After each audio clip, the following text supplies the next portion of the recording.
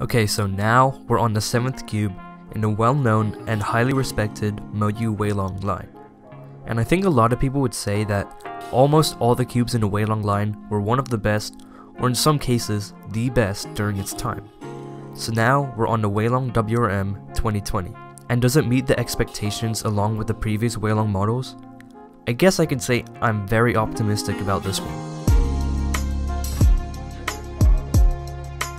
First, let's get into specs. The cube is 55.5mm and weighs 75 grams. It features Moyu's dual adjustment system and is the cube's only customizable aspect, though it's very convenient and unique. Would have been cool to see some adjustable magnets, but it's not a big deal. In the cube's box, it comes with a small container of tools. It comes with a replacement core, a set of springs and screws, in which these springs are different from the springs inside the cube initially, as well as one extra one in case one of them breaks or something. It also has some extra magnets, a screwdriver, a dual adjustment tool, and this thing, which I believe guides you on giving equal tension to the cube. Now, let's talk about internals. The pieces in the WRM 2020 have some minor changes in the pieces compared to the original WRM. First, the edge pieces. As you can see, the WRM 2020's edge pieces are more curved in while the original WRM isn't.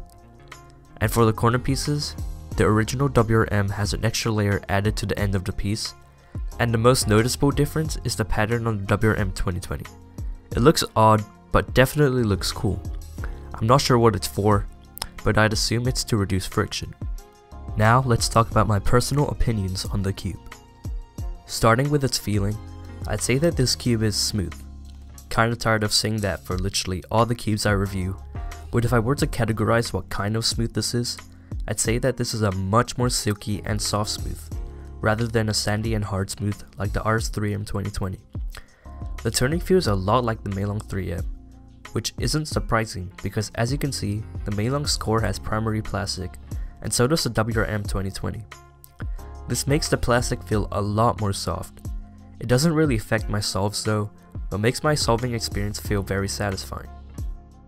Now let's talk about a feature that made the previous WRM my main, and that's its rounded feeling, externally and internally, which for some reason makes me feel like the turning is so free-flowing, and the pieces are not exactly attached to each other at all times, which I kinda like. And for the WRM 2020, the cube definitely isn't as rounded off as the first WRM, however, the pieces still move around freely, and therefore my solves are good. But I do have a slight problem with the cube. And that brings me to the topic of speed, or in other words, how much effort you need to exert in this cube. So initially, when I unboxed the cube, it was super fast. Like I could literally do U4s, which I did in my previous video when I unboxed the cube.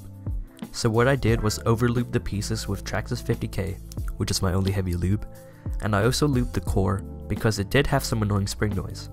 And after lubing the cube still felt a tiny bit too fast, so I tightened the springs to the 5th setting, and the speed of the cube is slow enough for me to at least control it. For me, I have to adjust my turning style just for my solves to be as fluid as possible. So, overall, the main problem I have with this cube is its speed, which hopefully is something I can get used to. To sum it up, my solving experience with the cube allows me to perform pretty well during solves, and I definitely think this is a good cube. Actually, it's more than good. It's pretty amazing. Hopefully I can fix the speed or adjust my turning style, in which this cube would be perfect for me. Overall, it's a great cube, but I don't think I'm going to be switching to it just yet. I still need to adjust to the cube, so in the meantime, I'll still be using the original WRM. Again, this cube does have potential of becoming my main, and if it does, I will definitely let you guys know. Anyways, that's all I have for this video. If you liked the video, please like and subscribe, and make sure you follow me on Instagram at @CatTheKeeper. Thank you for watching guys, bye.